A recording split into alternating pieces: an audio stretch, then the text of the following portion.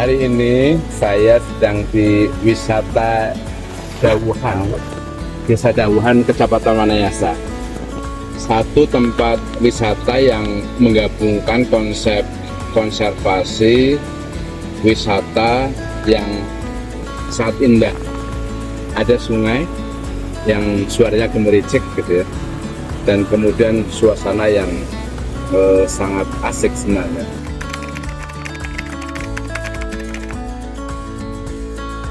Kalau bicara pengelolaan wisata ini sebenarnya gayung bersambut, Pak. Dari mulai susur sungai, mulai trekking area, itu dari mulai tahun 2014. 2014, iya, kita sudah memulai dengan Desa Tangguh Bencana. Desa Tangguh Bencana itu kita SK Bupati 2014, di 2015 kita sekolahin oleh Yayasan Karito Karitas Purwokerto. Di situ ada kajian yang membuat tergelitik hati kita. Kenapa sih nggak kita jadikan masa-masa kita tidak berevakuasi? Kan berevakuasi itu karena di Banjarnegara itu kan tidak hanya Dawuhan yang punya keadaan yang labil, yang punya musibah. Kenapa nggak nyari rupiah? Tapi rupiah itu, pundi-pundi rupiah itu bukan untuk kalian, tapi untuk kebencanaan yang akan datang. Kita belum masuk, Pak. Maksudnya piye sih, mosok wong bencana kok diangen-angen bencana ini gimana kayak gitu.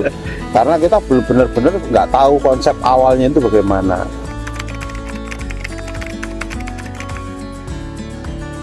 Kopi itu terakhir, tadinya sudah ditanamin segala macam, ada aren, ada berbagai uji coba. Iya, terus ada akar wangi dan lain-lain. Itu ternyata kopi itu bagus akarnya, daya serap airnya juga bagus. Sebenarnya konservasi di Dawuhan itu dimulai dari 2012. Dulu ada XL dari kehutanan, itu XL kopi Marabica. Dulu awal mulanya itu ada XL itu. Selama 3 bulan mereka ditempa, dikasih ilmunya, don kan? Karena dulu kan belum tahu kopi itu, iya kan belum tahu ekonomi kopi itu akan kayak mutiara kayak gini. Jadi kita sasaran kita itu tanah yang rawan, yang sudah longsor dan yang mau longsor. Nah, kan di situ pasti ada tapal kuda kan. Kalau ada longsoran itu kan pasti iya kayak gitu. Mahkota ya. Ya, ada mahkota. Lah di area di situ pasti kita tanamin itu semuanya.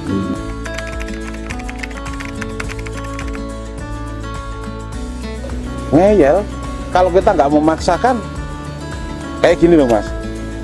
Memaksakan itu dalam artian kayak gini. Orang ketika belum dapat hasilnya akan selalu bilang, lah jari sopo, lah geleman. Tapi ketika mereka yang satu ini sudah ikut, ya kan, merasakan hasilnya, sekilo payune 150, green bean, tepung tekan 250, mereka bareng-bareng. Dan hari ini alhamdulillah untuk teman-teman semuanya, dari mulai petani, kelompok taninya pun jalan. Dari setiap pembelian ataupun penjualan ceri ataupun bubuk ataupun packingan yang sudah dijual itu ada 10% untuk dana kebencanaan.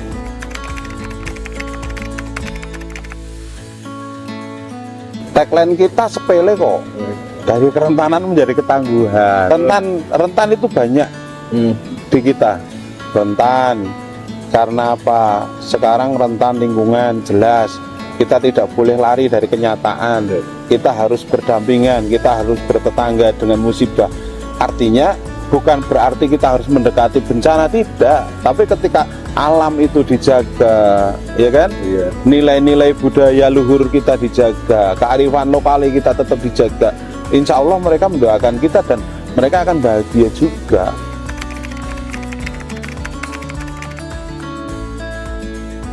Kopi Gunung Wangi.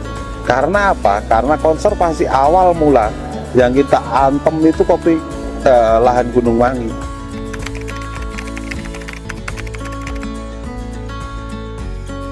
Kita itu setelah kopi nih ya, setelah kopi ada kita nyobain rafting Pak. Rafting itu bukan pakai perahu, kalau kita pakai ban. Iya. Karena kalinya kecil, debitnya gede tapi kalinya kecil, bebatuan. Kita punya tubing Kali Panaraban itu mulai dari 2015. Itu awal mulanya, bener-bener awal mulanya di sini ini, di lingkungan ini belum ada apa-apa. Kita itu masih pakai tenda pun dari Dinsos. Sebelum tahun 2016 kita di SK-kan PJ Bupati dulu menjadi Pokdarwis Tirta Panaraban. Jadi lahirnya Desa Wisata dan Pokdarwis itu duluan Pokdarwis. SK yang keluar setelah Pokdarwis jalan di 2019 kita ada, sebelum pandemi kita ada penyertaan modal dari BUMDes juga untuk pembangunan kolam ini, kolam renang dulu itu.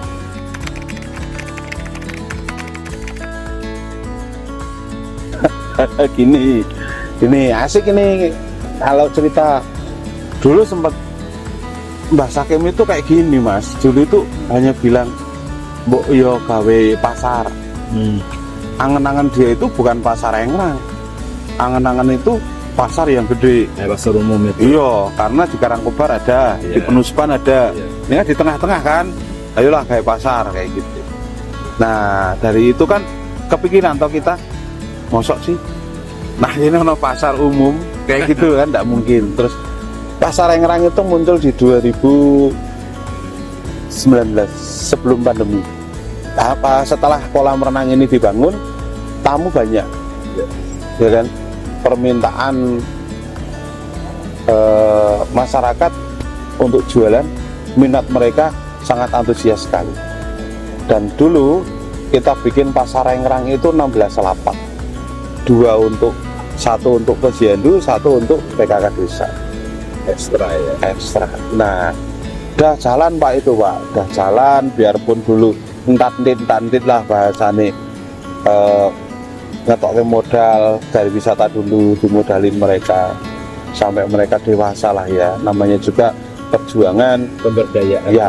Dan terima kasih untuk teman-teman semuanya yang selalu support kami dari mulai tahun 2014, terutama Mbah Haji Sakim, anggota Desa Dawuhan, Pokdarwis Tirta Panaraban, dan masyarakat Desa Dawuhan.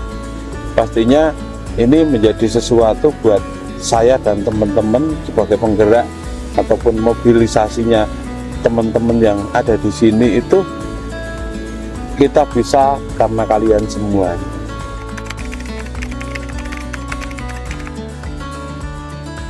Cenil, ondol, ya, klepon, pukis, tempe itu di sini tidak hanya tempe daun, ada juga tempe dedes, ya kan? daging. Iya, kalau di sana kan daging, kalau di sini namanya tempe dedes. Terus ada juga tempe yang sekarang modern, tempe plastik. Itu ada. Kalau tempe yang frozen belum ada di sini. Nah, di situ menu yang ada di lapak-lapak itu mereka catat. Saya punya cari Mas. Namanya Cari Selamet. Itu khusus penguasa nih Pasar Engrang. Nah, Cari Selamet ini mengkoordinasi, jadi koordinator lapangan kegiatan mereka di sini. Kowe arep jualan apa? Cateti. Kowe arep jualan apa? Cateti. Dan setiap meja nggak ada yang boleh sama. Yang kedua, kegiatan air masih berjalan, tubing, ya kan, masih berjalan.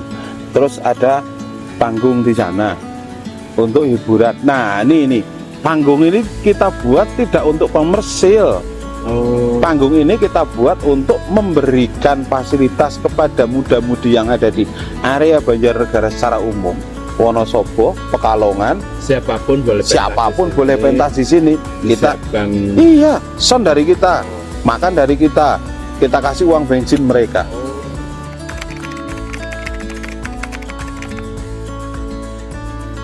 Banyak Pak, banyak dana sosial yang kita masukkan ke desa, mulai dari pemulasaraan jenazah, pembelian kain kafan, bantuan untuk orang sakit, bantuan untuk anak yang tidak mampu ataupun Ya, kekurangan.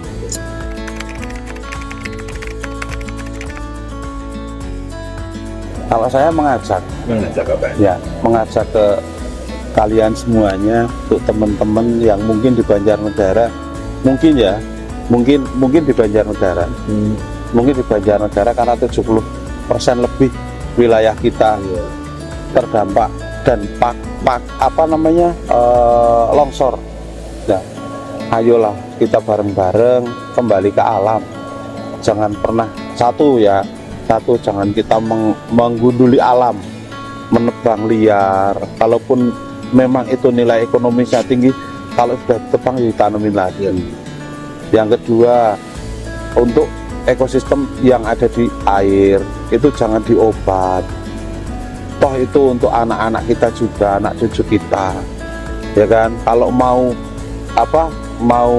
kembali ke alam, insya Allah kita juga akan dilindungi oleh alam. Pesan moral yang kita dapat di sini, orang ana wong tayang dewek, ya kan. Orang ana wong tayang dewek, tidak ada orang yang bisa sendiri. Mungkin jibar-jibur bandane, mungkin banyak uangnya, orang kaya dan sekaya apapun, kalau dia hidup sendiri dia nggak bakalan bisa. Kita hidup di satu bumi, satu saudara.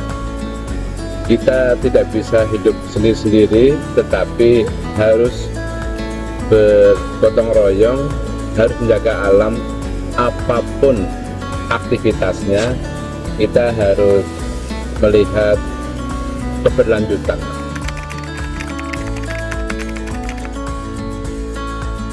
Selalu semangat untuk membuat sesuatu yang mustahil, karena nggak ada di dunia ini yang mustahil. Aku yakin sesuatu akan terjadi hebat, karena di lingkungan tersebut ada orang-orang hebat.